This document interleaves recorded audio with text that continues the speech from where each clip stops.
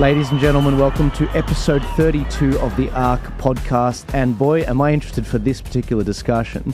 I am joined today by Emeritus Professor David Flint, who is joining me on my right. David, please welcome to the show. Thank you very much for inviting me, and it's lovely to be here, Joel. Absolutely. Last time we had a chat, David, was back in 2022. The federal election had just resolved. Scott Morrison was voted out of government as Prime Minister, and we saw a situation where a lot of people were scrambling to work out, is the vote rigged? What's the superior way to run an election? Where do we go from here after coming out of a dark period of COVID?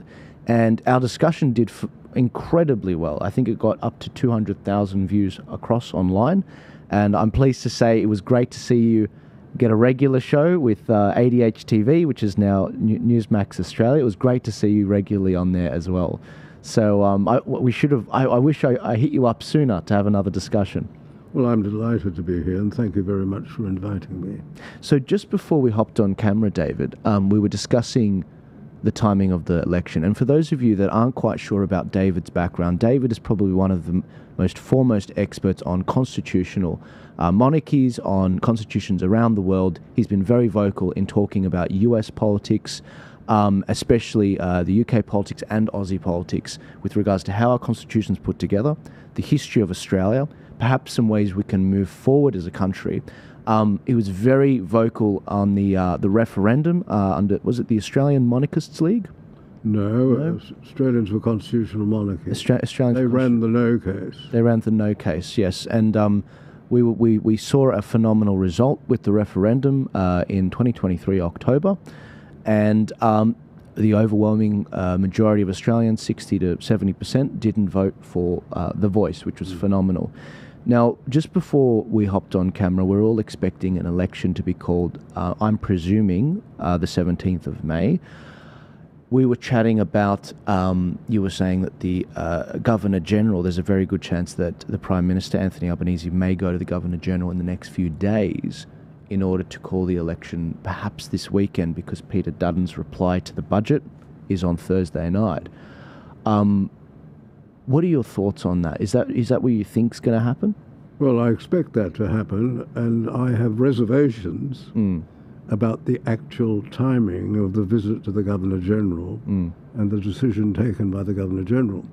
Because now the next step in the process is for Peter Dutton to make his reply. And as with the budget itself, a lot of what the budget was involved with was in relation to the media that evening and the newspapers and the media this morning in particular. It was the headlines. And even Sky, which is a channel which is more right-wing, one thinks, they were saying, there was a headline, a banner going across in the evening saying, shock remits or revision, tax cuts. Tax cuts, yeah. So they were doing what Mr. Albanese and the Labour Party had very carefully hoped they would do, which was surprising because it was Sky News. And in the morning, particularly the Herald gave them a not bad headline. The Australian didn't, and the Murdoch press didn't. But on radio and television, he got a good run. There were people questioning it and saying, well, it's a coffee a week. Yeah. Nothing more than that. Yeah. But he certainly got the line that they were giving tax cuts. This was a tax cut budget. Mr. Dutton will reply to that. Today they're going to rush through legislation apparently to pass those tax cuts with the primary purpose of embarrassing Mr. Dutton, because they're saying they're opposed to it, because not because they're opposed to getting deductions, but the idea is to cast them. This is playing politics. Well played. This is it's a great game plan. Now, the Governor-General must not be involved in that game. And there's talk in the media, it was in the newspapers, some of the newspapers, that instead of doing the normal thing, which is for the Prime Minister to go on the weekend and see the Governor-General and ask the Governor-General for an election. The Governor-General won't refuse an election because the Parliament has run its course. It has to. It will expire. The House of Representatives will expire this year. There must be an election. Yes. And it must be in May. It's very clear constitutionally. There has to be an election. It is the timing of the election and allowing the proper course of the debate to continue. There would be an enormous advantage, they think, there's thought in the Labour Party, if Mr. Albanese could pull a fast one and get an election announced on Thursday. If it were announced on Thursday or announced on Friday, because the reply will be on Thursday evening. That's right. That's right. We're live streaming it tomorrow night. If the election were announced on Friday, that would be the news. And whatever Mr. Dutton says, whether he offers completely different tax cuts, which is probably what he's going to do, and he's probably also going to talk about the tax brackets, the bracket creep, where everybody rises up into a creep, into a bracket intended for people earning much more money, and they do that because of inflation. And all of this is something which will come up on Thursday evening, and in the normal course of events, because it's been started by the Prime Minister, he's rushing through legislation, it would be only fair and proper for that to continue until the weekend, so that the election would be the news on the weekend. Yep. It would be most inappropriate for the Governor-General to be seen as a party to what is really an attempt by Labour to take advantage, probably in a slippery way, over Mr. Dutton. He should be allowed his time to present his case on Thursday night and for that to appear in the media on Friday. And it would be wrong to involve the Crown in that. But correct me if I'm wrong, David. The Governor-General is a familiar face, if we can bring her face up, Rami. Her Excellency, the Honourable Ms. Sam Mostyn, who was sworn in on the 1st of July, is the King's representative in Australia. But she had a role to play in the referendum again, for the voice. She was pushing for the voice, essentially. I mean, being as respectful as possible, of course, what's your view of what her deep-held beliefs actually are and how she might play her role in this? Well, I think that her views politically are well on the left. I think that's well established from what she said. She even apparently came out as a Republican. But as Governor-General, she must not do anything to advance those political views, and she knows that. She was an associate to Mr. Justice Michael Kirby. She understands the law. She knows that as Governor-General there are things she can do and things she can't do. We know her background. This is one of the curious things of colonial times. When the governors and governors-general came from England, they were quite often politicians, but we knew little about that. And when they finished their term, they went back. We didn't even have to pay them a pension or give them an office. So there was an advantage in having the British as governors and governors-general. Now that's no longer appropriate. When did that? Sorry, if you don't mind me asking, without deviating from the point, when did that change? That it became probably an Australian... by the 50s. It was becoming. Menzies did make an appointment, which was considered unusual. Labour was the first to recommend an appointment of an Australian as Governor-General, and they appointed a High Court judge who, in the 19th century, had been involved in politics, but that was a long time ago, so he wasn't a current politician. The first political appointment, a person who had been a politician, was done by the Labour Party, and they appointed a former Premier of New South Wales in the 40s. And that was strongly objected to by Menzies, but when he saw how the Governor-General acted, how he, for example, acted when Menzies asked for a double dissolution, which is to an extent a matter of discretion, the Governor-General acted with great propriety because he had been a politician, he knew what the job was and he knew how to behave. Yep. In fact, the politicians who've been governors general, for example, I think the last one was Bill Hayden, who'd been a Labour politician. He acted impeccably as governor general. So there's no reason why having a political background should stop you from being a good governor general. Quite often it advances that to an extent, in that although people see you as a former politician, you at least understand the political process. Yes. Well, let's, again, guys, I appreciate if you're like, Joel, I get it, you like politics, but this is a bit deep for me. Let's give some people listening, some of the punters out there, a bit more of a tangible look at where things are going in this election. The polls, the betting markets, where things are currently looking like, it's leaning more and more towards more of a Labor minority government. Now, to the viewers of this show, they're not shocked to hear that. I've been saying that since October last year. Looking at the current snapshot of Australia, Labor currently holds 78 seats. They're only in majority by a couple seats. The Liberals are down at 57. They need at least 19 to form majority government. Unlikely.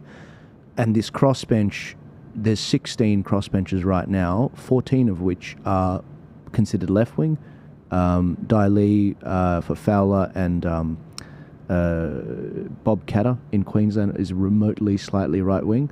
So they're dealing with the heavy left, green, teal crossbench right now. Well, it's not a shock to me to see that it's probably going to be a Labor minority government with that snapshot. And the Liberals are trying to win back some of the highest yes voting seats, the green seats, the teal seats. That's where millions of their dollars are going. What does, with that, again, this is a huge presumption, what does a Labor minority government, both in the lower house and in the Senate, look like in your opinion? I think it looks like a disaster for the country. I think we're going to have policies which are extreme left policies. There are extreme left members of the Labour Party, but there's also a right wing of the Labour Party. But to have the outliers, the ones who are keeping the government in power, the ones who, if they crossed the floor, would bring down the government, to have them effectively determining what the policy will be. For example, the Teals who are supposedly, they claim to be really Liberals, but they're not. They are Labour under a different guise. In fact, a very strange thing happened when the first Teal, she wasn't called a Teal at the time, that was the candidate who stood against Tony Abbott. I remember... Zali Steggall, wasn't Yes, Zali Steggall. Unknown, completely unknown. And when she announced that she would be presenting her policy in the Domain, curiously, I found it very curious, Sky, which was then at that time, at that moment, broadcasting The Outsiders with Rowan Dean, stopped the program and moved their cameras to the Domain. They knew something which they weren't telling. They didn't tell us. They knew that she was more significant than people thought, because the Teals are supported very much by the net zero lobby, and that net zero lobby is very close to the Chinese communists. They enrich the Chinese communists by tying us to net zero. That's right. All of the purchase of all of the things that go there. Solar panels, wind turbines. All of this comes from communist China. And it is a rather sinister group who are, some of whom are making profits from climate catastrophism, which is going so out of fashion in most of the West, particularly under the influence of the new President of the United States, who walked out of Paris on the first day. That's right. Out of the Paris Accord, which is the agreement. Of course, net zero, yes. And who believes that that this is a fraud. He believes that it is being done to enrich the communist Chinese, and he's not prepared to go along with that. Now, that group will be pushing Labor to maintain net zero. That will be terrible for Australia, because this will mean that our electricity will be much more expensive and much less reliable than it should be. And it means that because of the curious way in which they're producing electricity, allegedly The cheapest, they claim it's the cheapest form. It's probably the most expensive form of electricity. But this means that a vast part of farming agriculture will be traversed by power lines, because, I mean, whatever you use, whether you used coal or gas or nuclear, you're going to use the existing system. You don't need all of these power lines crossing the country. Dangerous in bushfires, very dangerous in bushfires, but also bad for agriculture because it's highly damaging for agriculture. So that will be one part of the government of Australia. The other part will be the Greens. The Greens they've moved further to the left. These are really the neo-communists, if I may put it that way, in the modern Western sense. They grab every new woke dogma, and some of these completely strange dogmas come in. They come in mainly, they used to come from France, they now come from the United States universities. That's right. And we just recently saw the story of $600 million being cut from the US, sending it to Australian universities. So we're also fighting US tax dollars. Yes. And this is among these views, among these dogmas, are the idea that you cannot define a woman. If politicians who are inclined this way are asked, they just can't define a woman. And it's to have more than two sexes, which is anathema to Trump, who's issued a decree to the effect that the government of the United States only recognizes two sexes. And they will immediately associate themselves with any new dogma coming in from the left in the United States. And that will be pushed in Australia. So you have the dogmas which relate to sex, to race, and in relation to the Middle East. They will be highly opposed to Israel, and they will be very much in favor of the terrorist groups which are proxies of Iran, that is to say Hamas and the Houthis and so on, Hezbollah. These will be supported. So this will be a government which has already shown, for example, in the Middle East, not that we're a significant power of the Middle East. We were in the First World War, but we're not now. And what we say in the Middle East doesn't count, but it does count internally.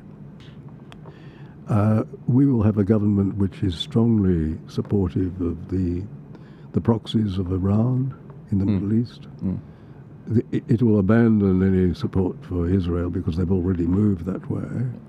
And it will grab every new, I think, quite often almost deranged idea which comes in from the United States, such as those relating to gender. Gender is a term used which turns the fact that there are two sexes, turns that into a matter of personal choice. That's all very well. It's completely all right for adults if they wish to attempt to change their sex, which means they change their appearance. They don't change their sex because that's not possible. But what will happen is that the terrible child abuse which has been occurring in this area, that is the use of clinical and medicines to cater for any foolish idea that a child may have. And these become fashionable, that they can change their sex. And these can create permanent damage for young girls who have parts of their bodies removed, boys too, and but also given medicines which block their puberty. All of these are supported by these groups. So we will have an extremist government in office. The extraordinary thing is that the Australian people will have approved that, which is even more extraordinary. For that I blame the media, the mainstream media. Most of the media have given the Albanese government the longest honeymoon ever known for any government in Australia. It went on almost all of their term. The Fairfax media, the Nine media, not the Nine there's a dichotomy between Nine Television and, well, not so much Nine Television, but Nine Television and the newspapers. Certainly Nine Radio is very different. They're three different forms of media under one cover. But the additional feature of the media is that particularly young people are not reading newspapers, but they're not watching traditional media. They're going to social media, so that people are not being informed as to what is going on in the country.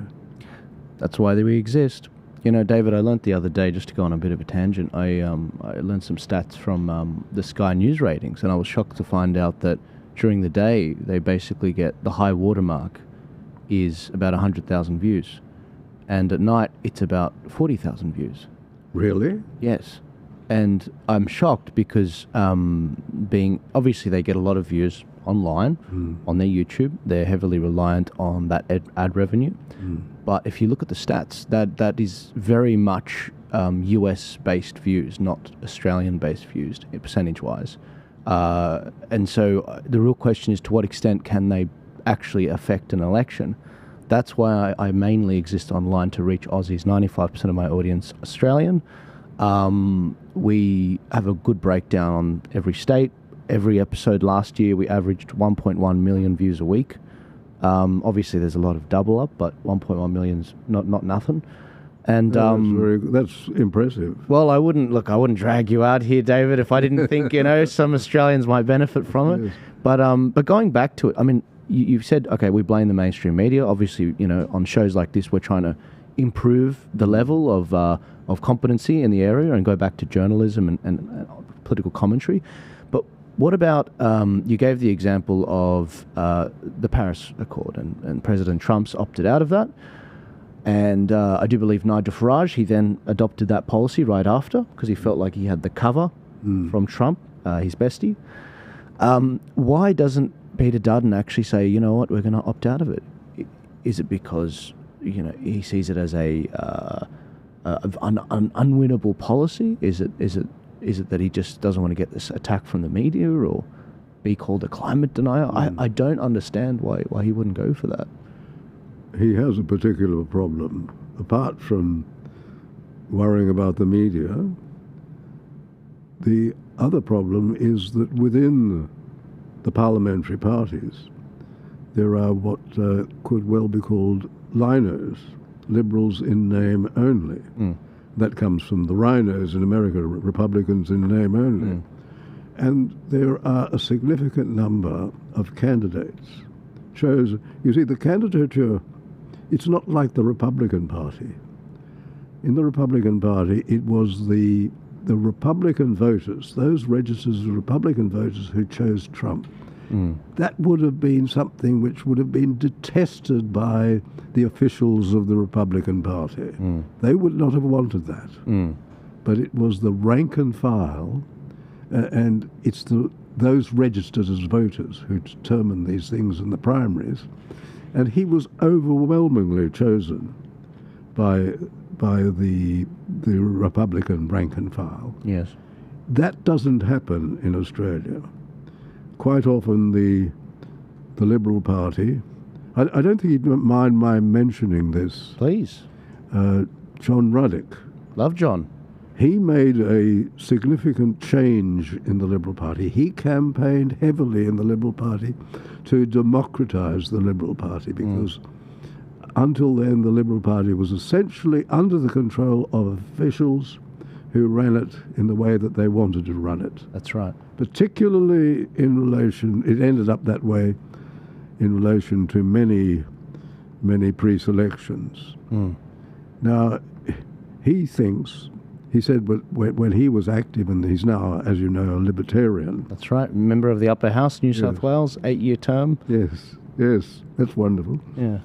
He says that when he was running this campaign, about 1 in 3 pre-selections turned out well. And by that he meant that they would turn out to be within the tradition of Robert Gordon Menzies, the founder of the Liberal Party. And he would say that of the other two, that they would be really what I have referred to as lioness, liberals in name only. Yes. They really belong to another party. And they're entitled to be that, but it would be good to have one party, one major party, being a significant conservative group, as Menzies. Menzies chose the name Liberal because Conservative was not a good name to use in Australia. It suggested aristocracy and things that Australia mightn't like. Right.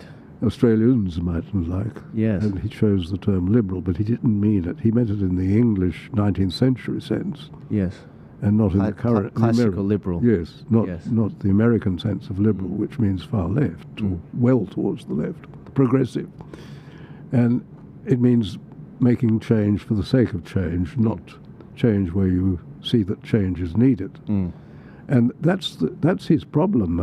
But John Ruddick was saying, he would say now that only 1 in 10 pre-selections turns out well. That's right. That would mean that the Liberal Party is heavily towards the left. I noticed how strange the Liberal Party was at the time of the Republic referendum. Yes. When you consider the role of Sir Robert Menzies, who was said to be royalist to his bootstraps, he would have strongly supported the retention of the constitutional monarchy in the referendum in 1999. What was extraordinary was the large number of Liberal MPs, not members of the Liberal Party, but Liberal MPs who came out as Republicans and strong Republicans. Yes. Dominated, for example, by Malcolm Turnbull.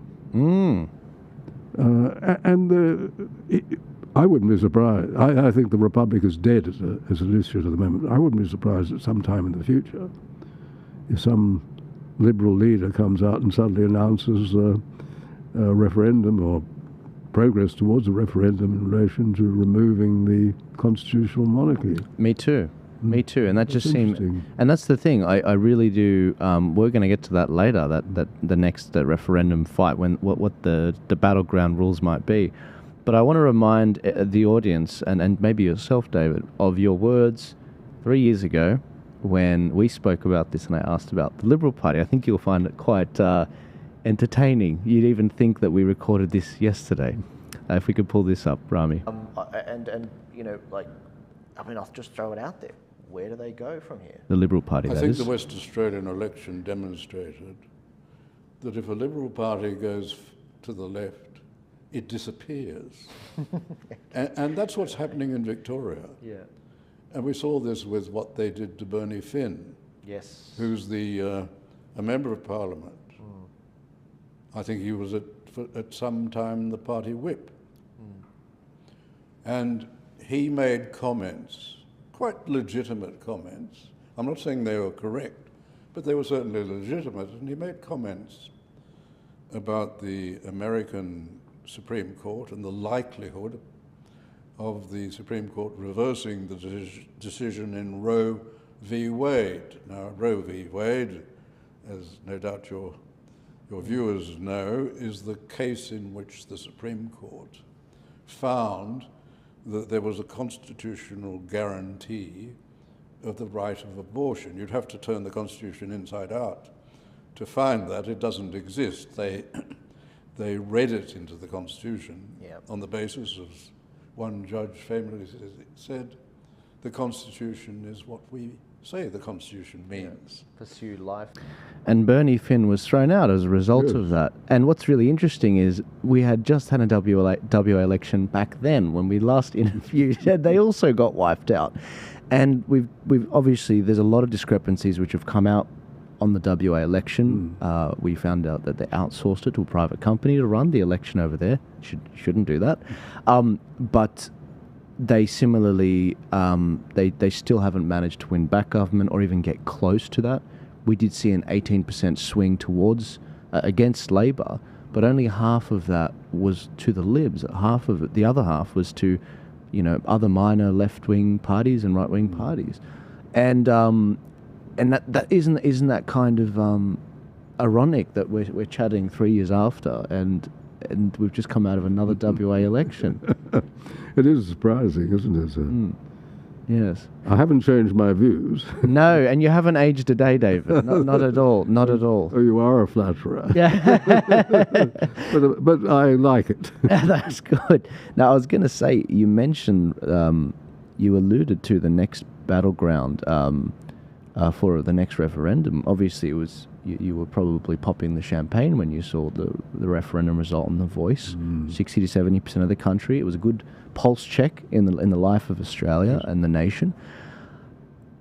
You are worried about a referendum on whether we stick with the monarchy or not. I'm not worried at the moment, but I suspect I won't see it.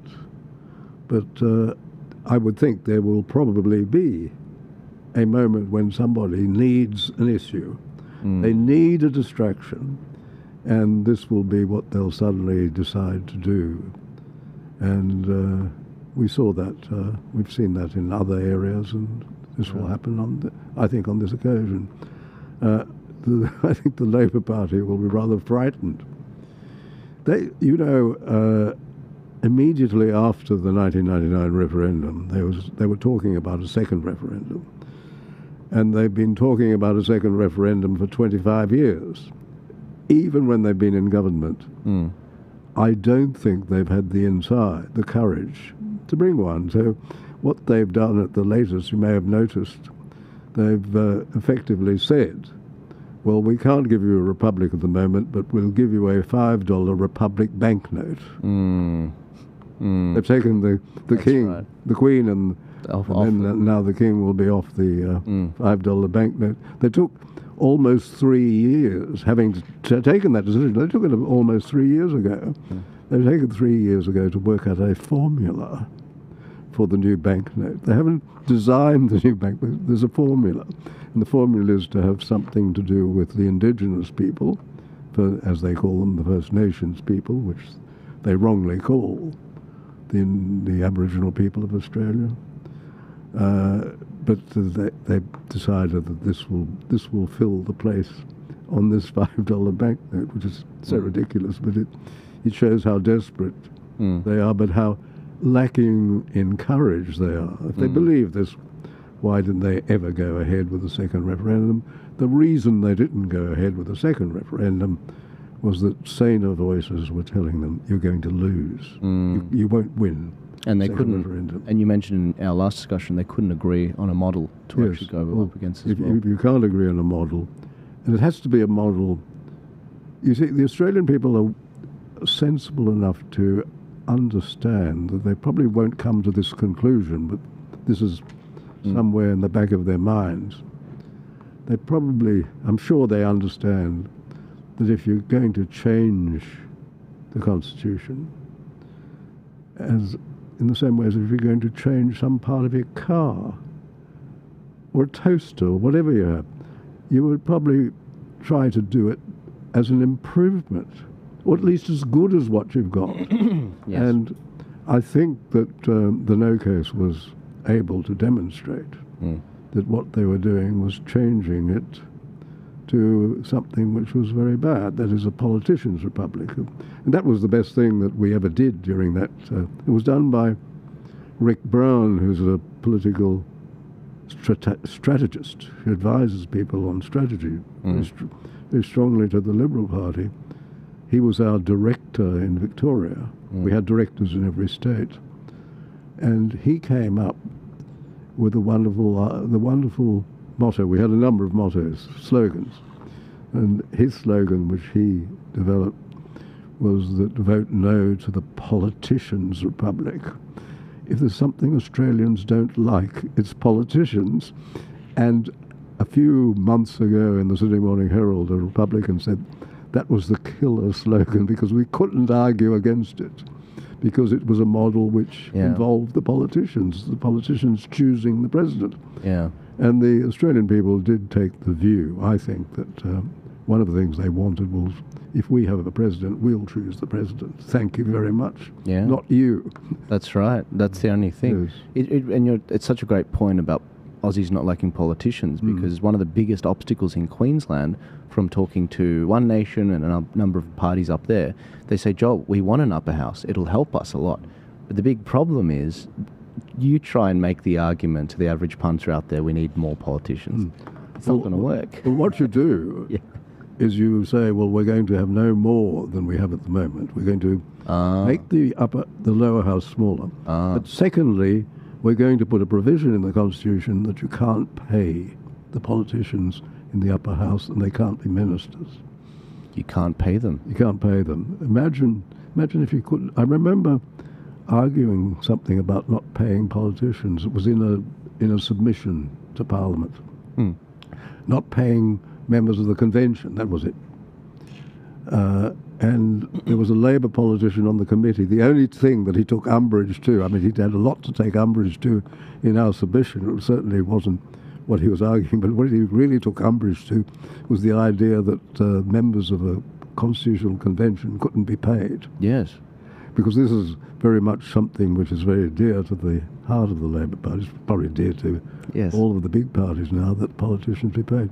The wonderful thing, I think, one of the wonderful things, and there are many wonderful things about him, one of the wonderful things about the President of the United States is that he sends back his salary. That is or sends true. it on to somebody else. That's to right. Some charity. $100,000 or something every paycheck, every quarter. He sends it to some charity or the fireman's charity. Or so. In New South Wales, there's a history. This may be the only thing I can say. Back in the day, John Ruddock got elected for 8 years. I recently found out it used to be 12 years, and they didn't get paid anything because and it was generally only landowners, because no one could afford to actually take the time out to do the job and had the knowledge. So, but originally it was going to be for life.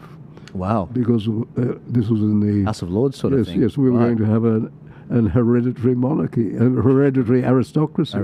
That was right. That was the proposal. Of course, it was ridiculed in the press and called the Bunyip aristocracy. Sure.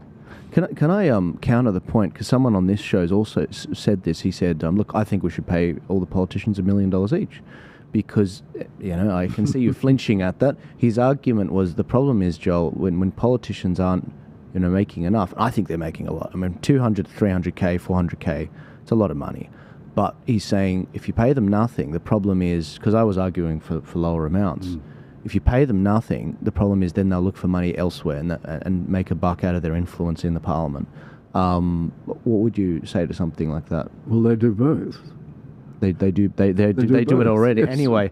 They take as much as they can legitimately, and they take it. I'm not saying all of them are doing improper things. We know that some have been, because there's a case going to come up with the United States about that mine, which was, I think some Labour ministers sold a lot of the provisions, the way of getting the mine. And, and remember, the Liberal government took away the property, but they took it away from completely innocent investors, including American investors. And the person who's been looking after their interests, trying to get money out of Australia, is close to Donald Trump.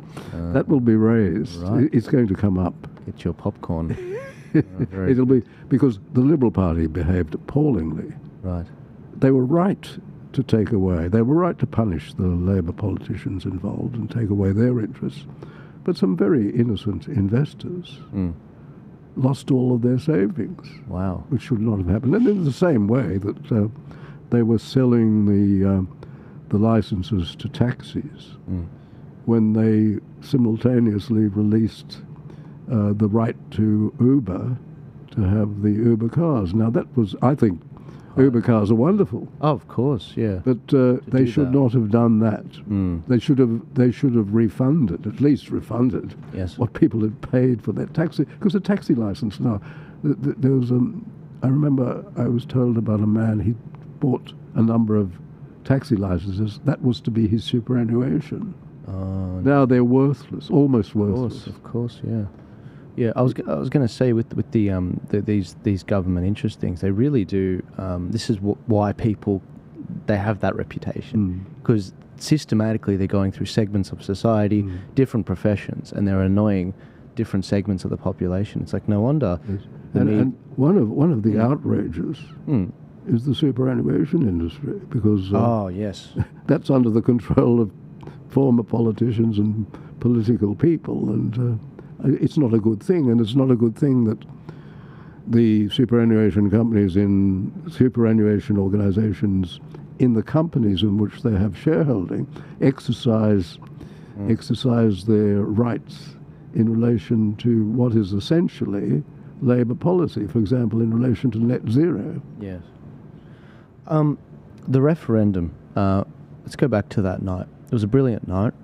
I remarked on that night, how is it that, it's appearing that it's going to be a 60 to 70% no vote across the country? How is it that when you poll the country on a very simple question, where it's, okay, are you with it or you're not? Is it black or is it white? What do you want? That's the vote you get. 60% voting no, 40% voting yes, and about 15% not turning up. Whereas at an election, when the Liberal Party goes up and the minor right parties go up, they can't form government. What do you put that down to? Obviously, the population is suspicious of them. They're suspicious of all politicians, but I do think the mainstream media still has an influence in relation to what goes out. There are still, particularly the middle-aged older people, are still watching television. If you watch television news, there's not much political news, and it's quite often news which accommodates the Labour Party. Right. They go very soft on the Labour Party. So people are very poorly informed, and of course a lot of the young people don't see any political news because they're looking at their phones. But if you look at what they're looking at on their phones, they're not looking at political news because that's not interesting for them. No. And sporting news is not so much sporting news, actual sport. Yeah. I don't think people want to watch news about sport, but they want to watch sport. Yeah. That's very popular. Yes. Interesting. And how did you feel linking arms with the Black Sovereignty movement, who also voted no to the Voice referendum? It was politics makes for unlikely bedfellows. Well, we had in the 1999 referendum, they called themselves the Real Republicans, and they wanted to elect the president. Some of them wanted the American model. Most of them didn't. Most said that they weren't interested in the American model because they knew that Australians didn't want the American model. In the same way that there seems to be a very strong opinion in the country against Donald Trump. Yeah. Mainly because he gets a bad rap. Massive. The media is shocking on him. Shocking. They're now saying, his polling numbers are going down and blah, blah, blah, blah, blah. The man won a popular vote, the 7 swing states, and the presidency and the Congress. Yes. I mean, for God's sake. Yes. And there was obviously rigging in the election. Absolutely. And as he said, I remember this. We took this view in 1999 that there would be cheating, but if you win so strongly, they can't cheat against that. Too big to rig. Yes, too big to rig. That's what he said. And the same is true in Australia. There's a point beyond which it is too big to... The principal way of, as we mentioned last time, is, and the Electoral Commission probably is upset by that, but it's not criticising the Electoral Commission, it's the system. And there's not a proper way in which people check their identity before they vote. But the bigger problem is there's not a proper way in which the registration for voting takes place. And there's a tsunami of registrations. As soon as the election is called, there'll be a vast number of people, vast number of names being registered. Yes. What you do when you register, you just fill out the form and you put in your driving license number. If it were fictional, it wouldn't matter because you can't possibly check it, even if they wanted to, and they can't because of the numbers. So all of those then go onto the rolls on the basis that, if there is a fraud, we can fix that up later because we'll see it. Yes. They'll see they'll see where people are voting more than once Yes. of the registered names they have. But they will have registrations That are fake. of all sorts of names, only, of course, in the seats where they think this will have an effect. You wouldn't do it I used to say you wouldn't do that in Wentworth, but you would do it in Wentworth now. That's right. And that's the thing, you don't need that many to shift a marginal seat. No. 3,000 votes in certain seats will do it, Add to that, some mass migration. I heard 200,000 students just got in February. But even the new citizens that are being rubber stamped by Tony Burke, Minister for Immigration, right before the election, they're stacking the rules against us, and they would certainly do that in the situation where their hand is holding the pen on a new republic. I am personally a monarchist for now, but that's just because I would rather have our side writing holding the pen and writing the new constitution for a republic. I don't think that I think the monarchy has a time limit. I really do. I think under Elizabeth, Queen Elizabeth, it was the best. Obviously, in the last couple hundred years, I think it was enormous stability for the Commonwealth. But I do worry sometimes with our new king. I do worry sometimes about his association with the World Economic Forum, the climate change policies. It seems like every week he's in a new mosque and holding a call to prayers, and I do worry sometimes with the king, and that's the problem. People are fallible. And at the end of the day, if the Australian people have some correction mechanisms within their constitution that uphold democracy, freedom of religion, freedom of thought, freedom of conscience and speech, then freedom to protest, then I believe we can work it out ourselves, a bit like the Yanks have. Yes. In 1975, it was clear that, in fact, Whitlam said as much. They were discussing their situation, Kerr's situation, in the present with a politician from Malaysia, and Gough said, "Well, it depends on who gets to the palace first." Yes. The point is not so much who gets to the palace first, but if the Prime Minister wanted to remove the Governor-General, which was no doubt on Gough's mind, although he had selected the Governor-General, if he wanted to remove the Governor-General, he would have to go to the Queen. He would have had to have gone to the Queen. And there's no guarantee that the Queen will act on advice. There was a case in the 30s. It was in Ireland, when Southern Ireland was still a dominion. And they wanted to, the Prime Minister wanted to remove the Governor-General because he'd committed the offence of actually going out as Governor-General and appearing at receptions. And so they saw the Governor-General at a reception at the French Embassy in Dublin. Although he had been a supporter of Sinn Féin in his youth, they still decided they had to get rid of him, and it took several months to get the king to withdraw the commission. The first reaction of the king was, "Well, have you told him? Have you discussed this with him?" And it was slowed down considerably. And if you slowed down, if Gough's attempt to remove Sir John Kerr had been slowed down by a few hours, he would have been dismissed. Yes. Because that's what Kerr saw as his duty. Yes. And he correctly saw that, I think, that Gough had broken constitutional arrangements and that he was attempting to continue to govern without supply, and no government can do that. Right. Do you think that, because I've listened to a number of videos on this particular chapter, it's one of the hottest in Australia's history, of course, with Whitlam's dismissal. And it'll be hot this year. For sure. Why particularly this year? I think it's the 50th. It's the 50th. Anniversary. Oh, right. Gough Whitlam, there have been a lot of allegations by some prominent YouTubers out there with 500,000 followers, like Friendly Geordies and others, saying that the Yanks intelligence agencies had a role to play in removing Whitlam and help fund the Liberal Party's efforts to get Labor out. Is that something you've looked into, and is it something you put any credence in? I don't put any credence in that. I think that they were probably happy to see Whitlam go. Whether they helped the Labour Party, the Liberal Party in terms of money, I don't know.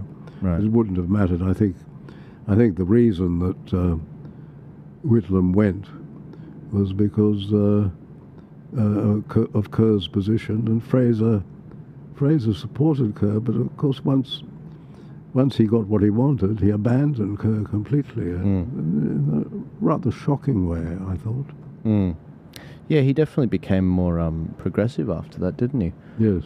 I've just started reading one of his books about his time. I remember listening to one of these YouTubers, and they were saying I'm trying to find the reference, but they were basically saying that the intelligence agencies actually admitted after the fact, we won't interfere in Australia's democracy again. The real question was, what do you mean again? When did you interfere? And so a lot of people linked that to the Gough Whitlam saga. But again, a lot of this is speculation, and they were, it's a bit, assassins and daggers and cloak and, yeah. No doubt they wanted it. No doubt they wanted Whitlam to... Because he wanted to close Pine Gap, right? He did talk of it. Right. Yes. Right. And they found him suspicious. I do worry about that sometimes, being a Australia first, in terms of my policy, because I worry that sometimes the Labor Party, they do have a point on this alliance we have with the Yanks. It's got to be based on mutual respect, not just dictation. Yes. Because Australians have been in every war with the Yanks since Second World War. I believe we've been their best ally in the world. I really do believe that. And the idea that they would interfere in our democracy in that way, it's a very serious accusation. And so that's why I wanted your opinion on it. It is an empire. Empires are inevitable. And the Americans have probably been one of the softest, kindest imperialists. When you think of what the Americans did at the end of the war in relation to the powers that fought against them and they defeated them, they then, and I think they made a terrible mistake, they then restored those countries to enormous wealth. They gave them all the freedoms they wanted, and they gave them all the money, not all the money, but they gave them enormous amounts of money to restore their countries. What they should have done, and I'm sure Trump thinks this, and I think he's quite right, why on earth did they give them the money? Why didn't they say, we're lending you this money, we will only expect you to repay it when you can? But Japan and Germany received enormous amounts of money from the United States.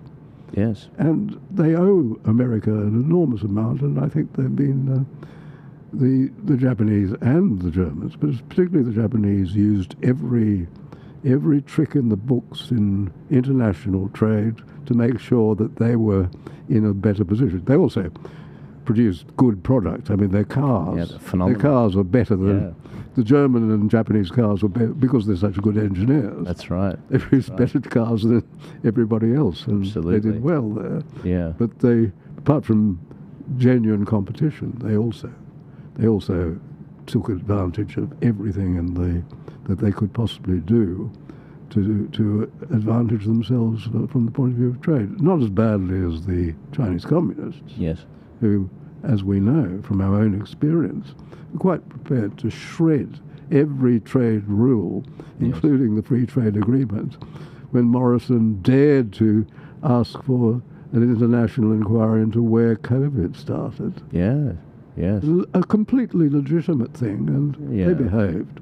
They behaved appallingly, and the idea that the present Prime Minister has somehow stabilised relations is ridiculous. No, for sure. I think with the Yanks, looking at them as an empire over the last 100 years. Yeah, look, in the late 40s and the 50s, I agree with you. I think what they did was quite honourable, as they could have conquered the world. They could have kept on conquering. And they were a reluctant imperial power. They had to be... They only came in because of the foolishness of the Japanese in attacking Pearl Harbor. Exactly. Once that happened, and then the Germans insanely declared war on them, they were locked into... I mean, Churchill must have been absolutely delighted. That's right. By that. Absolutely. Because we were getting arms from America, but America wasn't actually involved. No, and she exactly. wouldn't be involved because the population would not have allowed America to go into another war unless she were attacked. And, Yes. the Imperial Japanese foolishly did that. Yeah, look, my point being that was a while ago, 70 years ago.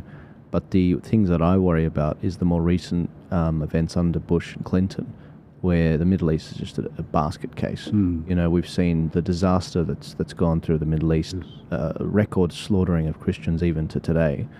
I remember I was remarking a few months ago when Bashar al-Assad fell. Everyone was like, "Oh, this is a great day." I said, "Yeah, you will notice something about his wife. She's not covered up. Get used to women covering up now in Syria. Get used to seeing the slaughtering of Christians in cages, just like under ISIS. These Wahhabi Muslims now taking over." Because I think a lot of people, when they look at the Middle East, they look at it as they're looking for simple ways to understand things, and they look at it as Christian versus Muslim versus Jew. It's not that. There are gradations of Islam. There are gradations of, and the Alawi Muslims, being the minority in Syria, they generally took care of the Christians there. And not saying Assad's a good guy, not saying he wasn't a corrupt guy, but now, you know, a lot of people, they say, look at these Muslim countries, the Christian population collapses. That's Wahhabi Islam. That's ISIS. And who funded ISIS? The intelligence agencies that came out in the Clinton emails. And my worry is, under the Yanks' leadership and under, you know, what's happened with Israel in the Middle East, the Middle East isn't a better place. It's you know, sure, Israel is stronger than it ever was before, but, you know, all that we've seen is a radical decline in the oldest Christians in the world, going back, you know, us, you know, me and Rami coming from the Orthodox Christian background. We do worry when we see that. When you consider that the whole of North Africa and the Middle East was Christian. Yes. It was the center of Christianity in many ways. And apparently today, the only country in the Middle East where Christianity, the number of Christians is increasing, is in Israel. Right. And they will be, the aim, even in Egypt, is to remove Christians. Right. Yeah, I worry about where things are going in the Middle East. It's that's partly my grandfather saw the writing in the 60s on the wall, and he saw that his family's future, and thank God he did, because Lebanon and Syria is now being engulfed by Israel. But he came here for a better life, and sometimes I worry Australia's going down the Rhodesia path. Well, when you see, for example, and this is another criticism of the Albanese government, what they did in relation to bringing in people from Gaza. They couldn't possibly have checked on whether they were bringing in their ancient hatreds into Australia. Yes. Which of course they were. Yeah.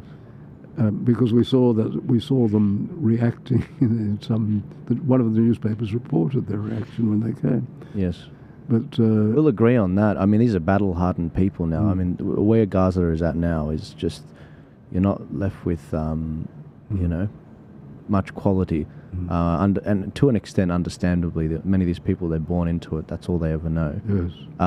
But you're not wrong. I mean, the sloppy nature of our immigration system today is just astonishing. And they do this under I was listening to the budget last night, and I was taking notes. Did you listen to the speech last night? Yes, I did. I thought he reads very well. Yes, I was saying he's as cool as a cucumber, with the economy in flames. No, I was laughing at because, you know, I have a construction background before I lost my job in COVID. He was saying, we're going to train more builders because there's a shortage of builders. And I was like, that's a funny thing to say when over 28,000 building companies have been rendered insolvent from 2023 to 2024. Mm.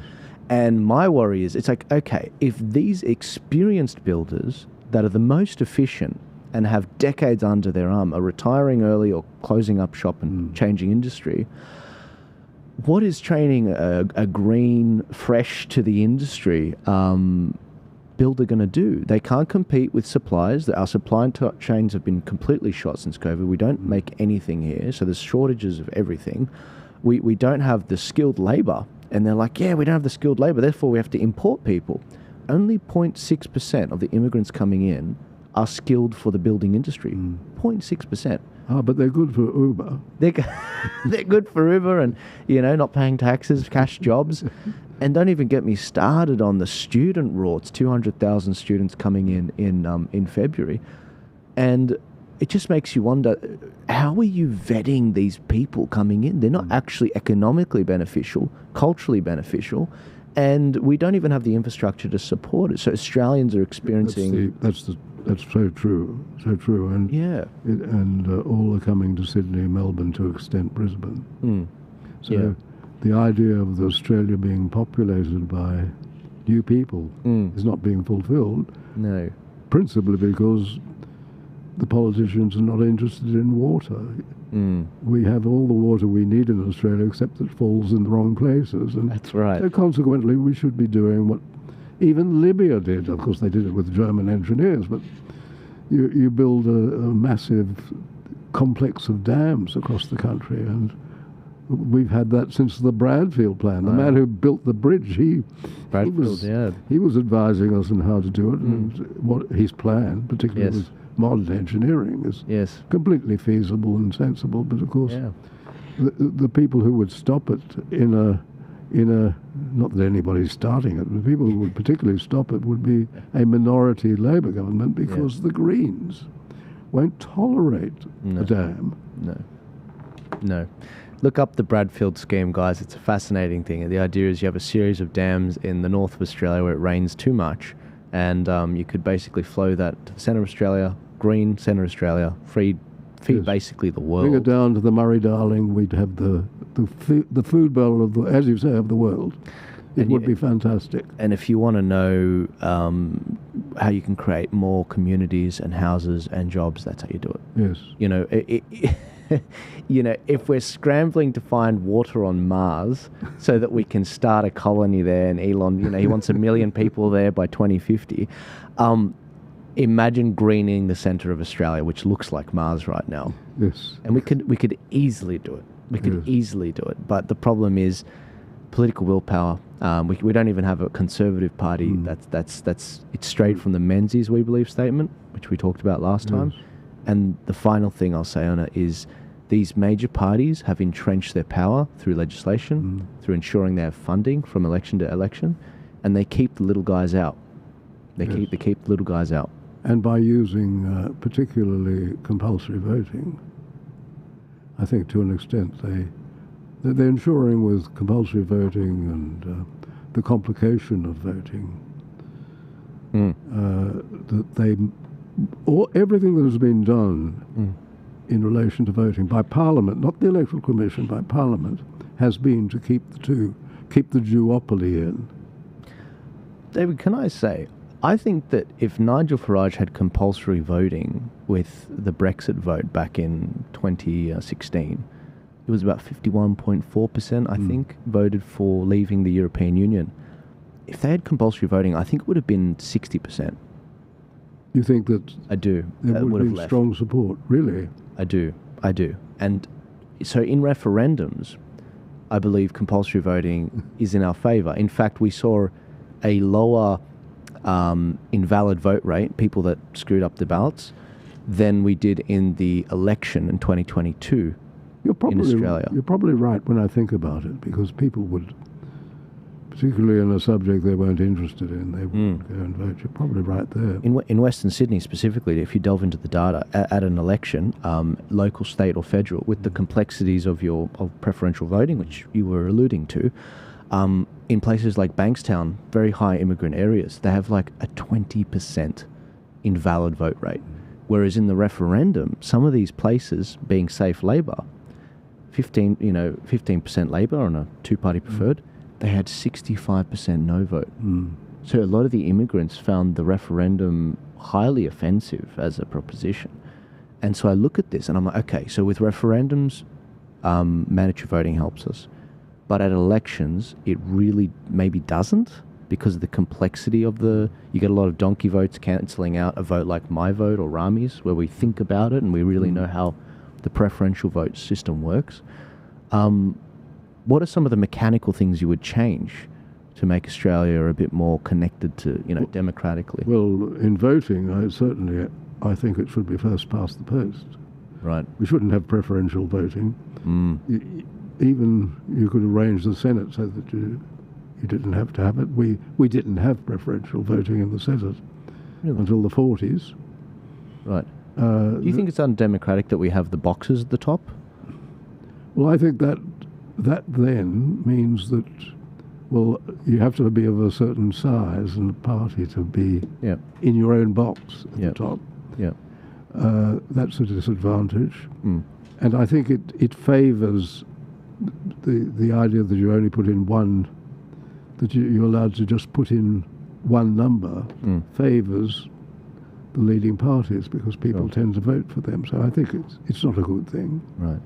I do think the Senate is a good chamber. You do need a check and balance, and somehow you've got to make sure that is produced so you don't get an identical Senate. The Senate is identical to the House would be terrible, as it used to be sometimes. It would be, yeah. Sometimes you if the government won in the House, they'd really win in the Senate, and that wasn't a good idea. No.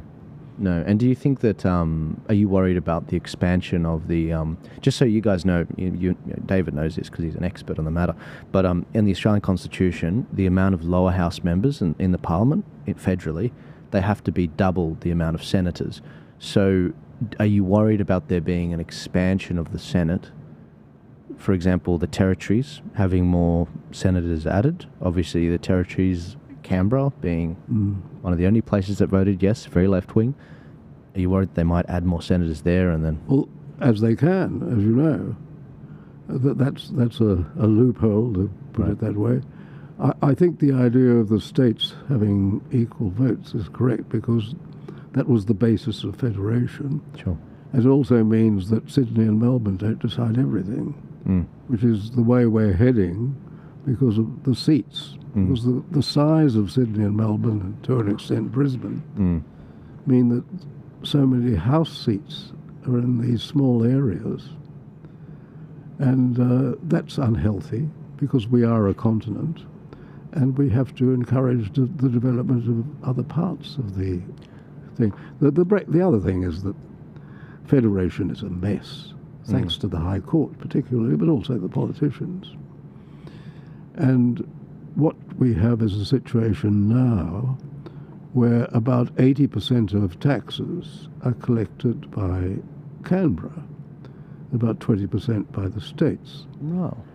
Canberra keeps about half of that for themselves. They give the rest to the states, but they give the rest to the states with instructions on how to spend it. So the idea of a federation is that decisions which are more local should be decided locally. But it also means that those decisions are made genuinely locally.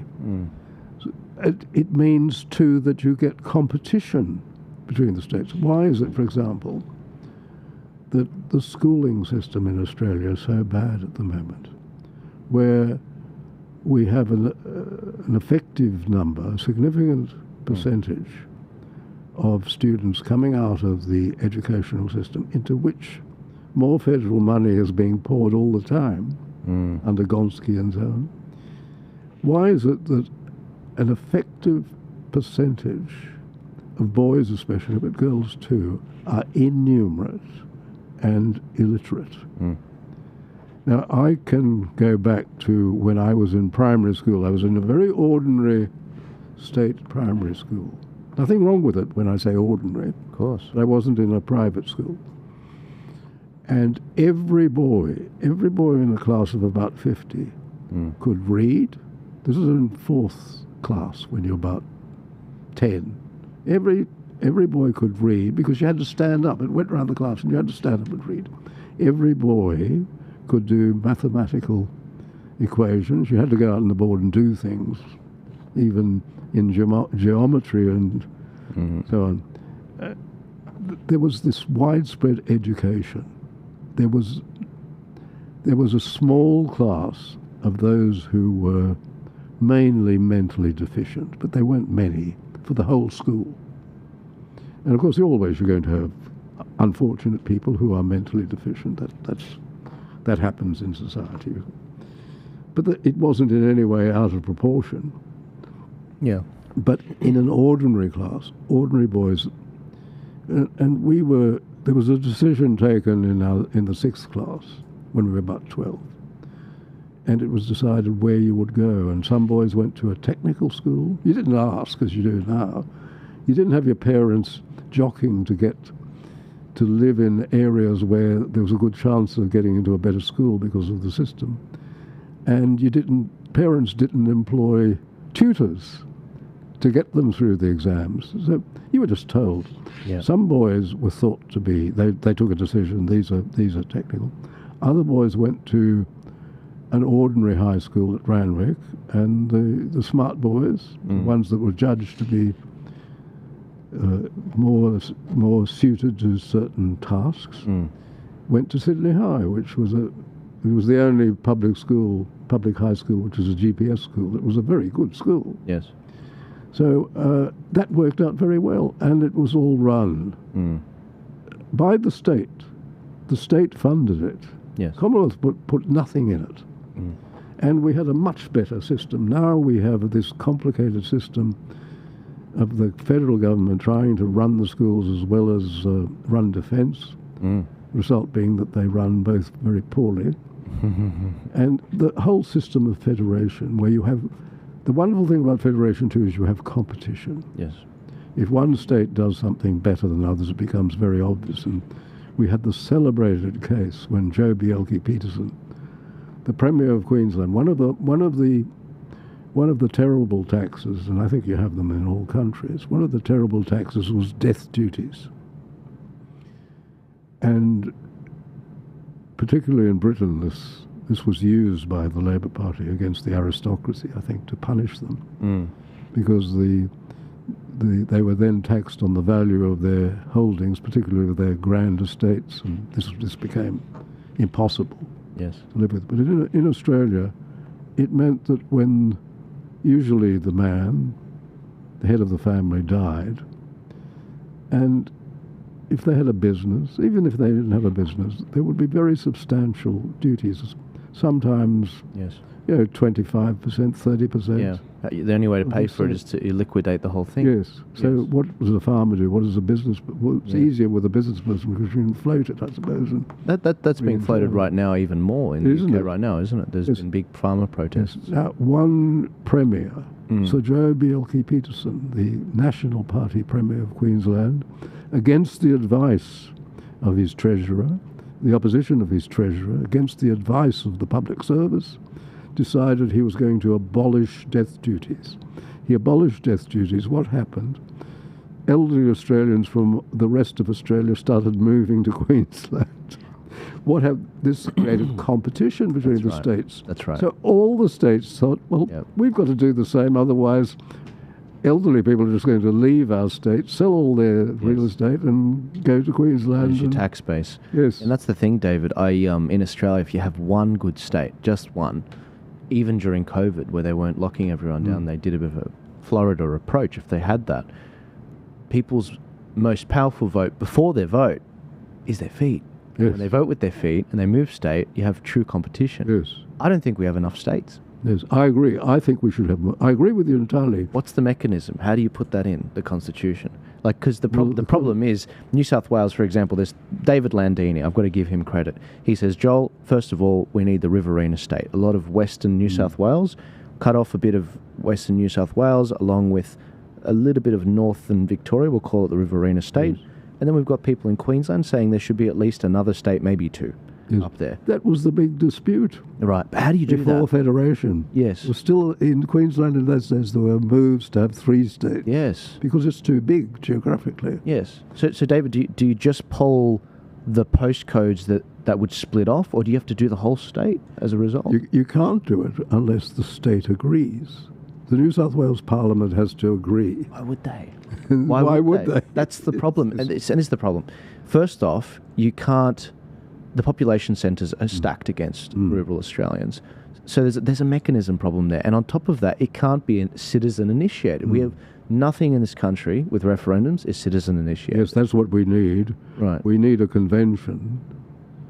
There should be an elected convention. How do you convene a convention with Only without the federal politicians? parliament can do it, and they won't do it unless you get somebody Yes. coming up. If Dutton, for example, populist. yes, you've got to have someone who proposes and says, if we hold a convention, its recommendations will be put to the people, because they could hold a convention, they could come up with the most brilliant Yes. proposals, and then the government said, "Oh, we're not going to do it. They'll put We're that not gonna do it. in a filing cabinet." David, a convention, how on earth do you even hold one? I mean, how do you pick who comes and speaks? How do you pick the debate and how it's held? I mean, is there an example, a case study we can see how Well, they actually... we had one before the Republic referendum. Yep. The reason we had one was that when Keating came up with a republic, it blew the Liberal Party out of the ocean, as it were, because a number of Liberal politicians wanted it too. They thought it was a good idea. The Liberal Party was divided, and it meant, John Howard knew, well, Downer was the leader at the time. Alexander Downer knew that if they went to the next election, the party would be fighting within itself over a referendum. So Downer came up with the idea that the question would be referred to a convention, elected by the people, half elected and half appointed. That was his proposal. And when John Howard succeeded Downer, he took that on board. When John Howard got in, he then fulfilled the promise. I think John Howard's an honest man and would have wanted to do that anyway, but there would have been outrage in the party Didn't, right. if he hadn't. And the convention was half appointed and half elected. Now, it was okay that the other side be appointed by John Howard because he's an honest man. I wouldn't like an appointed referendum. What he did was he said, well, I'm going to appoint people who wouldn't stand. So he appointed some very prominent people, former Chief Justices, people like that who wouldn't go in for political standard. He pointed at Hayden, for example, Bill Hayden, as a former Governor General. And he also appointed young people because they would never get elected. He also appointed some Indigenous people because they would never get elected. So it was a good mix. Right. And the rest were elected. Straight into constitutional monarchy stood. We were the dominant constitutional body there. So we had the one side was the Australian Republican movement led by Malcolm Turnbull. The other side, the other big side, the big group was ACM, and Tony Abbott was the employed executive director of ACM. That's right. That's right. That's right. The reason for my interest in these questions, David, is we're going to have to read a book one day in order to remember how to conduct these things, unfortunately, because not everyone that was engaged with them will be around. And we need this to fix the Constitution and to write a new republic. Yes. It's, in my mind, as much as I valued the Queen and the monarchy, it's just a question of time before our Constitution is not fit for purpose. One day, I'm not blaming it for everything, but I think that there are some clear problems with the way that it was set up so that it doesn't give people an ability, like the citizen-initiated referenda, the ability to correct when the state gets too big and it's already become anathema. It dislikes the public. I mean, how is it that the ACT was the only place for vote for the voice? Even the Northern Territory rejected the voice. Isn't that wonderful? Yes, and then they're saving grace to play the devil's advocate. They're like, oh yeah, but the mobile places in Aboriginal communities, majority Aboriginal, they voted for the voice. No, they didn't. No, they didn't. If you look at the data, and I will challenge anyone on this, I've got Aboriginal affidavits on this, they stacked the vote in those areas against the Aboriginals. They basically had electoral commission workers doing highly illegal things and telling people this is so that this is an Aboriginal body of people and they will be able to control the Constitution. That is a lie. That was not on the referendum. And electoral commission workers should not be telling people, Aboriginal people, that many of which don't know any better, like Alec Doomadgee's mother. Alec Doomadgee, Aboriginal fellow, was on the phone with his mum. She was saying, oh, they're telling us, It's for this, it's for that. Electoral Commission workers. That should not be taking place.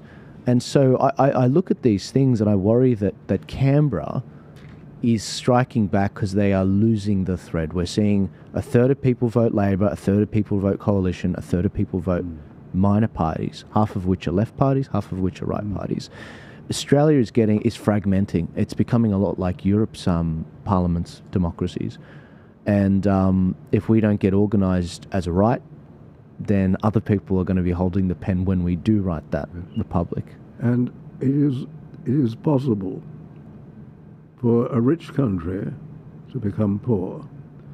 At the time of Federation, incidentally, for Federation, there were 11 referendums. Wow. There had to be twice as many. The original referendums were 5. Western Australia didn't hold a referendum early. There were 5 referendums. New South Wales didn't reach the required number of votes because there were aspects which New South Wales wanted changed, so they had to change the constitution and hold it again. So that's 10.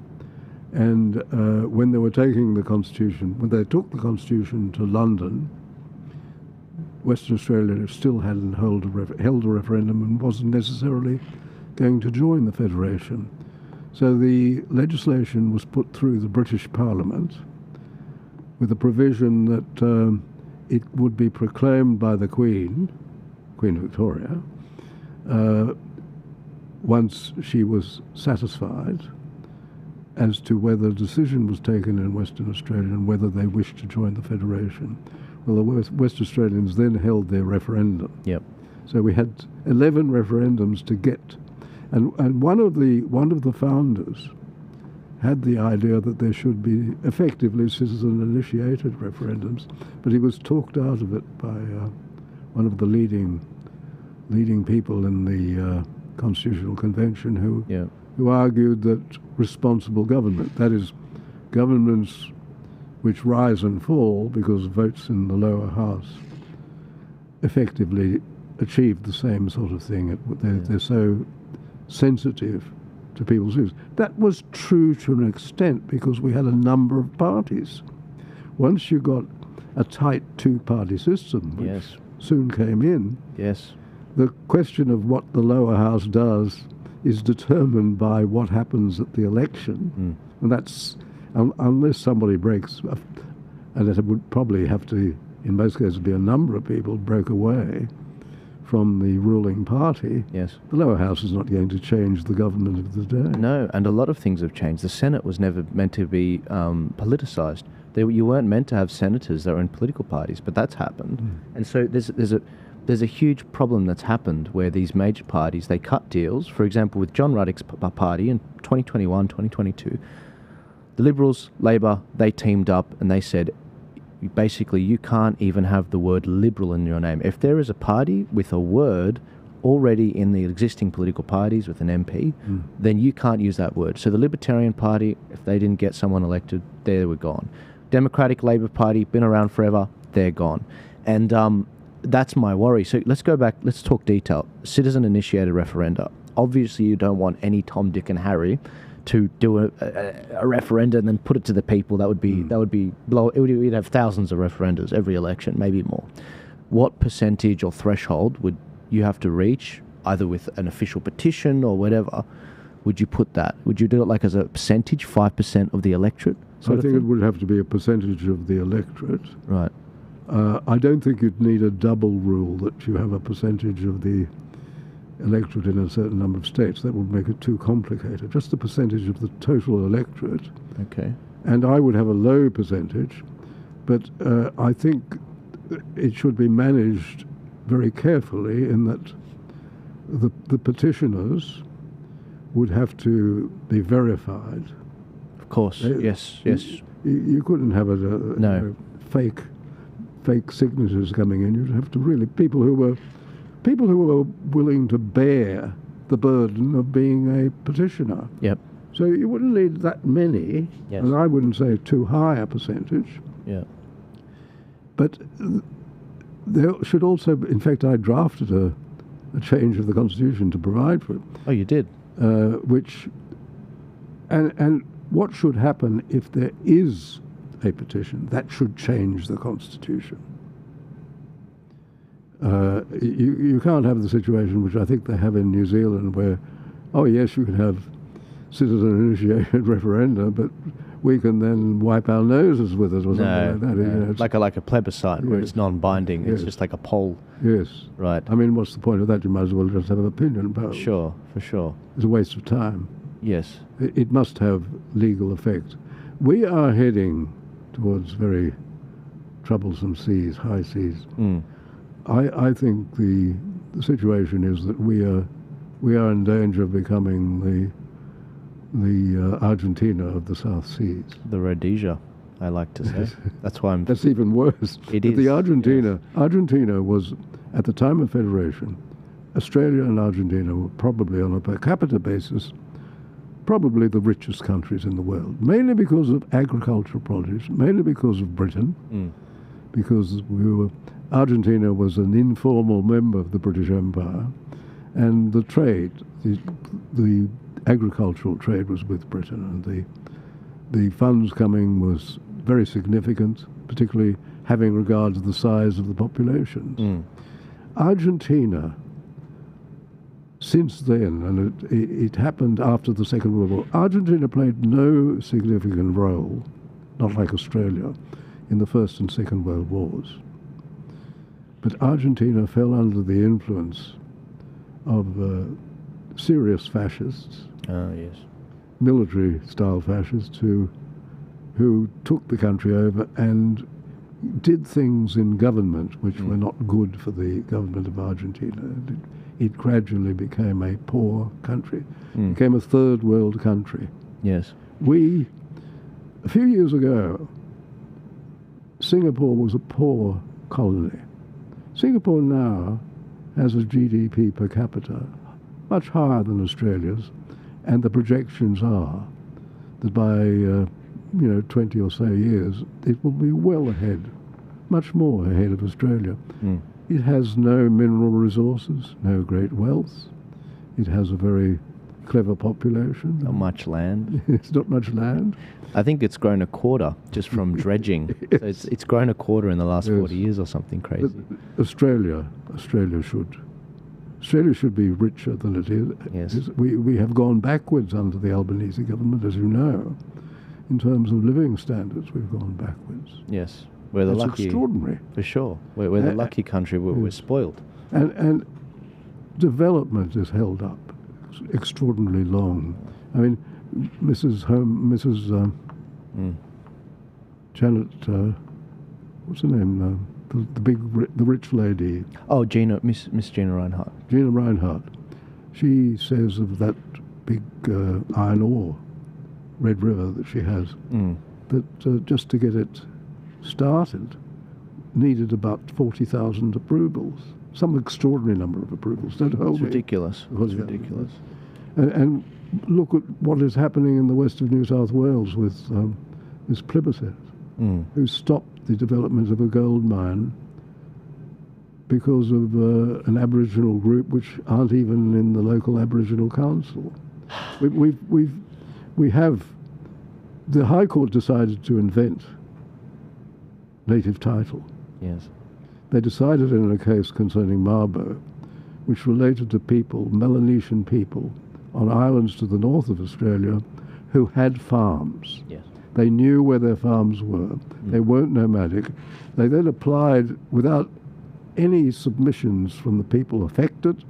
They then decided to create native title affecting nomadic people on the mainland. In Australia. They obviously thought that this would help Yes. the indigenous Reconciliation. people. It's helped a few. Yeah. Oh, yes, that's right. I think it was Winston Peters when our referendum was coming up. He said, if there's one thing I can guarantee you, it'll be very good for a few in the Aboriginal community, but not for all. And we see what's happened in the remote communities, which is the product of the Nugget Coombs, who was the head of the Reserve Bank, was also made the head of the committee relating to Aboriginal matters under Holt. And he believed that isolation was good for them, that the separate development was very good. Yes. So instead of them being an integral part of Australia and developing with Australia and coming forward, you have these remote communities which sometimes have a lot of money or for a few people, Yes. but who are hell holes for women and children. Yes. No, it's ridiculous. You know, David, we really are in a mess right now, and I've been trying to work it out with the best knowledge of the past and how to move forward in the future. I just came back from America, Washington, D.C. I caught up with some of the Turning Point USA guys, that Charlie Kirk's team, Oh, really? Tyler, and obviously trying to understand how they managed to win those swing states by targeting low propensity voters, the Turning Point Action app, and I showed them some of the stuff we were doing with the elections, our how to vote cards, policy matrix, transparency reports, voting records for MPs. They were very impressed. They said, wow, you guys, we can't do some of these things that you do in Australia because we have different systems. We're a parliamentary democracy with preferential voting and mandatory voting. They don't have permanent voting where everyone has to rock up and vote. They actually have to get people out. And if you get people out, you win. And so their focus on low propensity voters delivered them that victory. Now, the thing that was obvious to me going to the CPAC conference in Washington, D.C., from meeting people, networking, I got like a stack of 35 business cards from various people there, was in America, whether you're ordering a drink or whether you're in the thick of the fight in politics, they have an abundance mindset. They are about growing the movement. They're about being on the same side. Don't get me wrong. They're humans. They have ego fights here and there. But on the whole, they understand who the real enemy is in America. The problem with Australia and our freedom movement and our conservatives and Christians, even the churches are the worst, is they would rather see each other fail than defeat the enemy. They would rather see each other fail than defeat the enemy.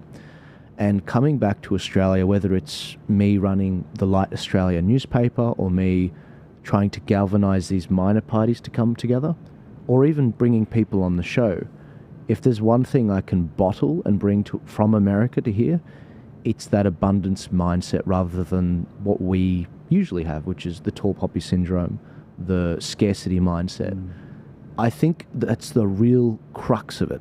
And if we can fix that on a small level, if we can conquer ourselves on an individual level, and then in the organizations we have and extend it to the wider movement, then we can start looking like an absolute winning side. Now, David, I'm only 28. I totally respect if you disagree with that, if you think it's a different element. But have you seen something like that? Oh, I think you're absolutely right. John Ruddock, I think it was John Ruddock, has proposed that the small parties all meet together and have some sort of primary. Primary, yes. You saw that, didn't you? I did. I have an idea. You probably proposed it. No. But no. The idea was that the small parties would have a primary and choose the best candidate. Yep. And I must admit I smiled because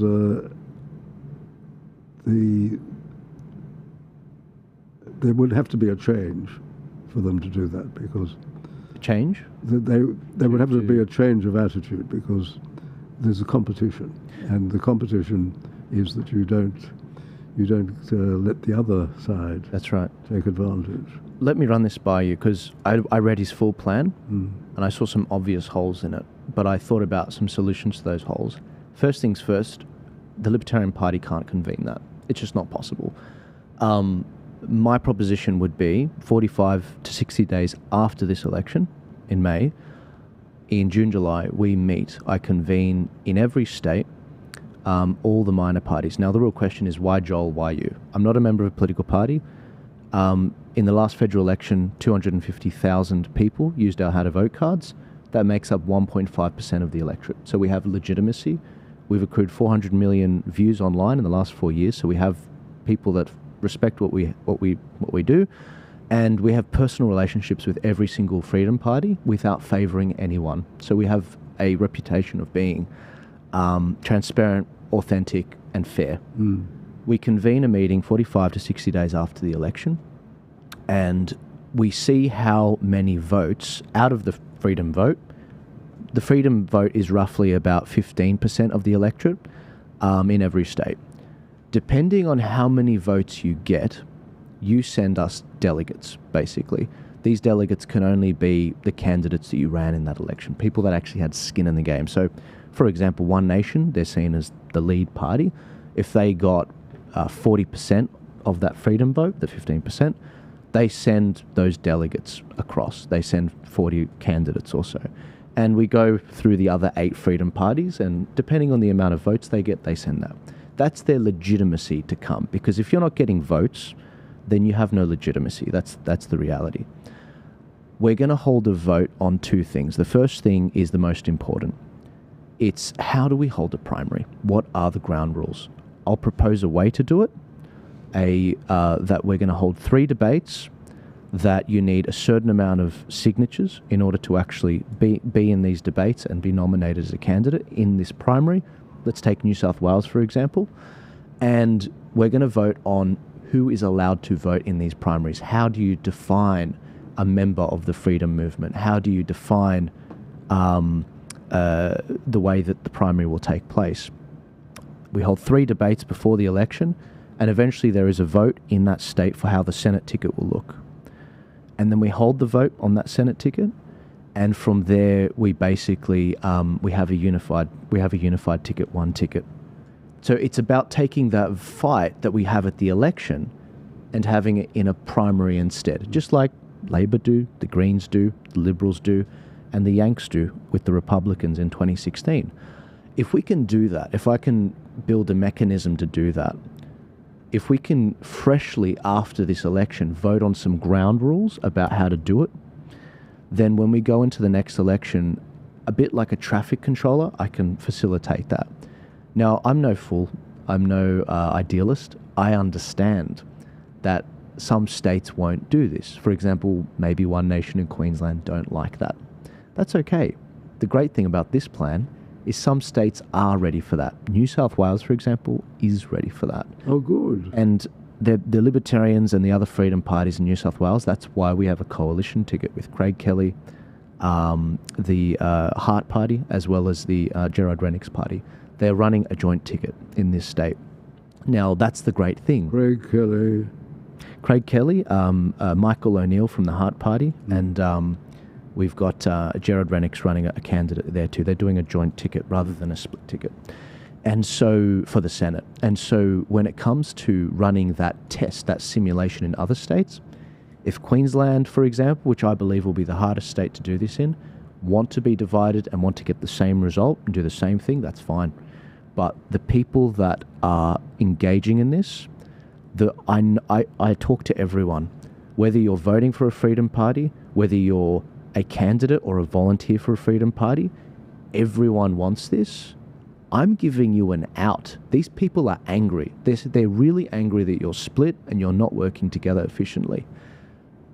If I put this together and 60 days after the election, these candidates all vote, yes, we want to do this, these candidates that got a lot of votes in the election, and then we facilitate that and we pull that off, all of a sudden we become like the Greens. They don't have to renounce their party membership. They don't have to do any of that. We've literally just put in an extra part into a cog to help them efficiently work so that it becomes an efficient pulley. That's all that we've done. The only thing question mark around that is how do you assess what a member is and who gets to vote in the primary in 3 years' time? Do you have any ideas on how I could assess that? Well, what about members of existing parties? Clive Palmer, for example, could say, oh, we have 80,000 members, therefore we got 30,000 proxy votes, here you go, bam. That's the whole. That's the whole. They would have to be, I mean... Just somehow. Well, then you'd have to say members of existing parties can join. There'd have to be some process of assessing right. who are voters. Yeah. And you could say, well, a voter can be a member of one of the parties in this coalition, whatever you are. And but that their bona fides would have to be checked, that they are real people, Of course. and they'd have to be properly endorsed and entered into some sort of a record. Yes. But I think, and I would suggest you also have people who are not prominent, people who are known as fighters in freedom, but perhaps you could have a joint committee which would assess them.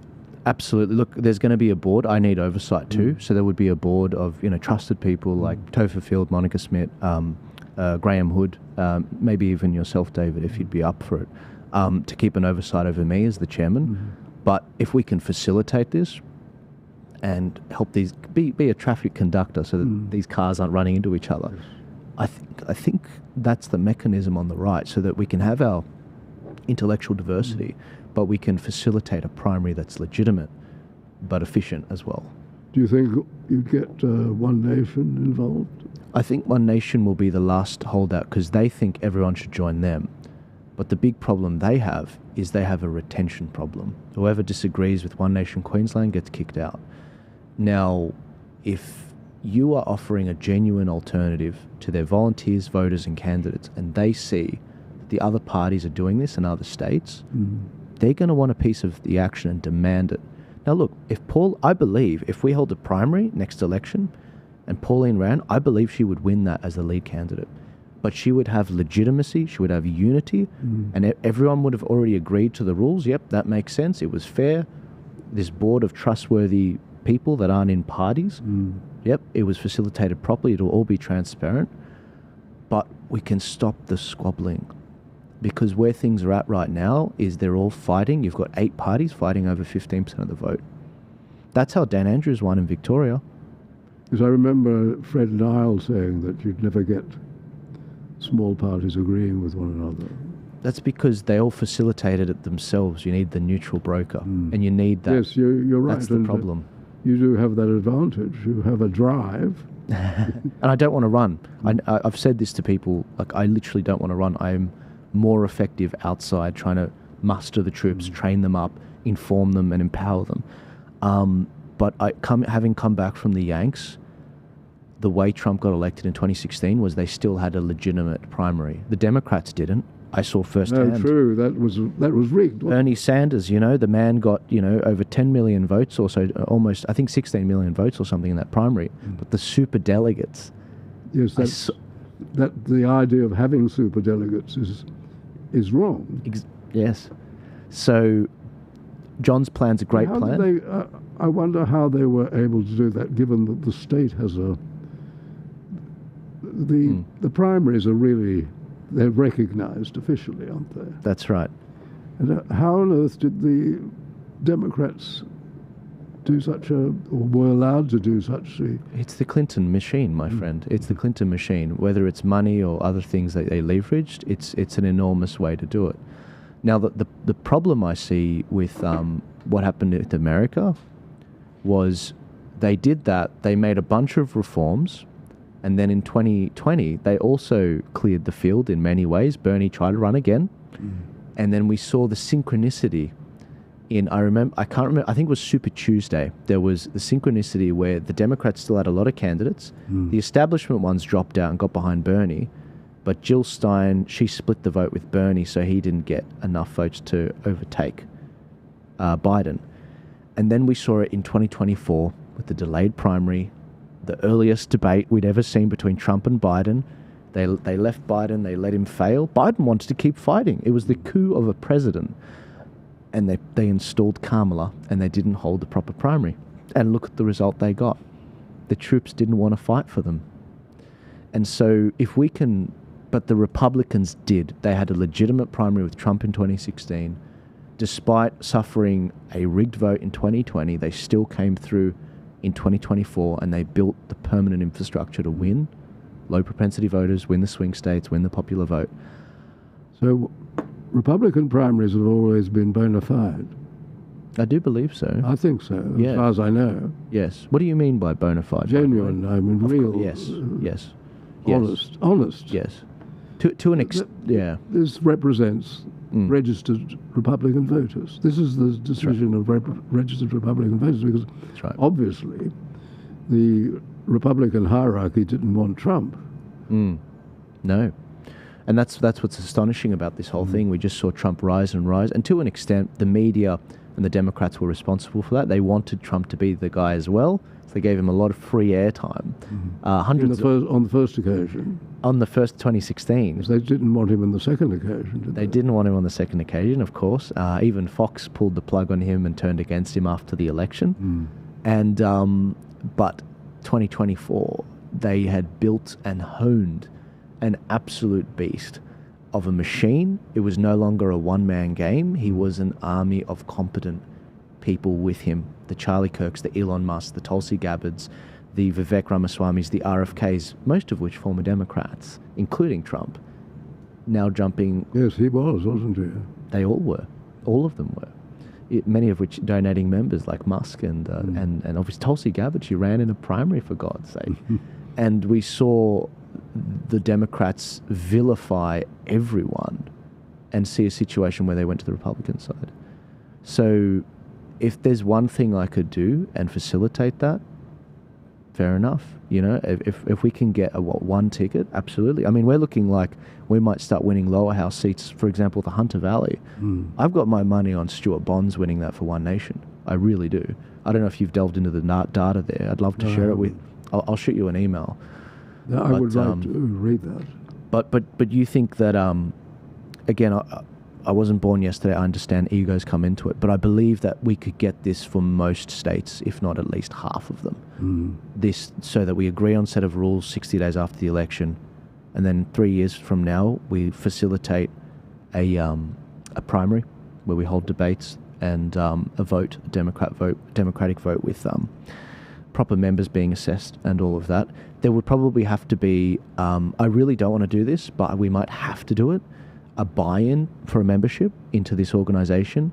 I wish I could make it $5, but I know that won't stop stacking from especially left-wingers jumping in. So there's a whole question mark around the membership thing, which I need more thought about. But if you fix that and you facilitate this and you do what Nigel Farage has done and it becomes a massive movement of 200,000 members, larger than the Conservative Party, and you hold a proper primary, that's beyond rigging at that point. Yes. It can, in subsequent years, of course, be taken over. Anything can. Of course. But I'm a young guy. I've got a bit of time, and all I can do is put these ideas out there and see if they grab. And if someone beats me to it, sure, great. I want to retire. I want to go back to construction. But the industry is a mess. But if I can do this and if I can help hone this into an efficient machine so that we can get out of our way, I mean, you know, Dave, we might actually get our country back. Well, it would be a wonderful mission, very worthy. Right. Thank you. And it looks as though, when you look at the principal parties, it looks as though this is the solution. We, as you say, there's every chance of Albanese coming back in a minority government. Yeah, I'm pretty certain about it. I wish I was wrong about it, but I see a split Liberal Party. I see them not running on the Menzies We Believe statement, and they can't even say that they're going to leave Paris. I mean, they're that weak, you know, wet lettuce. And then when he mentioned the possibility of a referendum, his Attorney General came out and said, no, we're not. Which I thought, well, why didn't she consult with him first and at least not have a public spat disagreement with him? There is actually a civil war going on in the Liberals right now. They want Dutton to lose so that they can put their Alex Hawke sort of faction guy, their sort of Michael Photius faction guy in the Liberals, and if they can do that and pull that off, then they will push for the next election to win. They want their guy to be the Prime Minister. Dutton is from the Conservative faction, but he is a weak Conservative. He is not, because he's not fully in control of this broad church. He doesn't have the numbers. So I actually have a soft spot for the guy, I really do. But he's not in control. Where does Tony Abbott belong in all of this? Tony's a thought leader, and unfortunately... Yes, he does seem to be very good at that. He is. career. He's very much a thought leader, but I think that he probably could have gone harder during COVID. I think that between him and John Anderson and John Howard, I believe they could have stopped the whole COVID situation, states being locked down. Because the thing that Sky likes to forget saying is that half the states were Liberal states that got locked down too.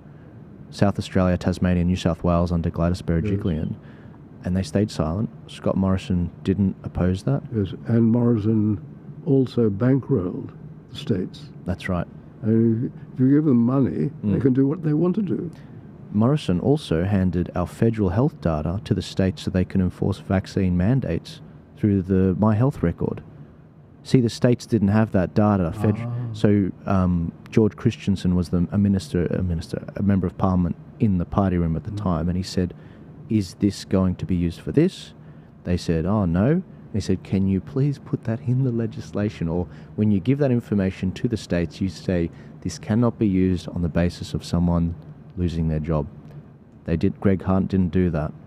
So Scott Morrison, these statesmen, no one's perfect, but they have a lot to answer for. I mean, Tony Abbott didn't say much about the lockdowns till September 2021. We had hundreds of days of lockdown by that point, both in Victoria and New South Wales. And so I respect Tony Abbott, I really do. I think what he did as a Prime Minister, stopping the votes and all of that, I respect the man. He's a Rhodes Scholar, for God's sake. But I think that there's the thing that the statesmen have this weird rule that they don't criticise a sitting government, especially if it's a Liberal. They don't want to interfere with a Liberal Prime Minister while he's governing. COVID was that exception. It was that exception to that rule, and they didn't recognise that. And it's a personal gripe for me because I did go to the same school as John Anderson, and when I saw someone from my school, same schooling, and someone I really respected as a thought leader compromise on that, I thought, again, love the guys, respect the guys. I hope to get them on the show soon, but yeah, it is what I felt to be true. Because COVID was terribly mismanaged by both Labor and Liberal governments. That's right. I think it was Peter Credlin, she remarked, you guys are worrying about these teal areas. This was after the election, last election. That's only this amount of votes. If you look at it with the Freedom parties, that's this amount of votes. They all used to be Liberal voters, these guys. But you guys left them. And it is the forgotten people, as John Howard might have said. And so that's why I have a show. That's why we have views. Otherwise, it wouldn't exist. But I think that's what Sky and the Liberal Party are sort of missing. Well, it's a marvellous mission. Yes. I wish you well. No, thank you. Thank you very much. Well, look, I really appreciate your time. There's a bunch of other questions I would have loved the opportunity to ask you, but I'm conscious of time, and I do believe our next guest has arrived. But David, you're a wealth of knowledge. You're an absolute national treasure, and if there was a way to cryo-freeze your brain so that I could plug it in whenever I have a question, I'd totally do it. Please feel free to consult. To consult. And be happy to come on again. It's a wonderful show. Yes. No, look, I'd love to have you on. Absolutely. And your ideas are superb. Thank you. Because you're offering something practical. And I do think that the primaries, the freedom primaries, are a wonderful way to go. Because there has to be something beyond what we have. For sure. We've been doing this minor party thing for a while. There needs to be what happened with the Liberal Party, where he coddled together, 16 to 20 parties or so. Menzies did that. You'll be another Menzies. Menzies. Yeah, Menzies. But I won't be a member of Parliament, and that's okay, because it's for the country. Yeah. I'm going to send people to your lovely organisation so that they can see exactly what you guys are up to. Australians for Constitutional Monarchy. Australians for Constitutional Monarchy. And I'm also going to link our previous discussion so people can see some of the other topics we talked about, because you were also superb in that. Yes. So the question of a republic is, I think, on ice. Right. But it'll still be there, and there'll still be questions. And as I say, somebody will raise it again because somebody will need an issue. They'll need a distraction, and they'll fall on that. Yes. Well, David, thank you very much for joining me. A pleasure. I know this is going to do very well, and people are going to find a lot of value in your insights. And I also appreciate your encouragement on a personal level. So thank you very much. Thank you for coming in and making the time to come in. And I hope to have you back very soon. Thank you. Awesome. Ladies and gentlemen, if you enjoyed this discussion, give it a share, give it a like. Please support the organizations in the description. And if you want to support this show specifically, consider buying me a coffee on the Buy Me a Coffee website link below, where for as little as much as $4 a month, a cup of coffee, you can support the show and become a regular member and join our private live streams that we end up doing. But this is a very important discussion, and as I'm sure you would have picked up in my tone, a different tone for this episode. But if you could please give it a share, give it a like, get it out there so that we can start influencing even more the greater movement. And I will see you on the next episode. Take it easy.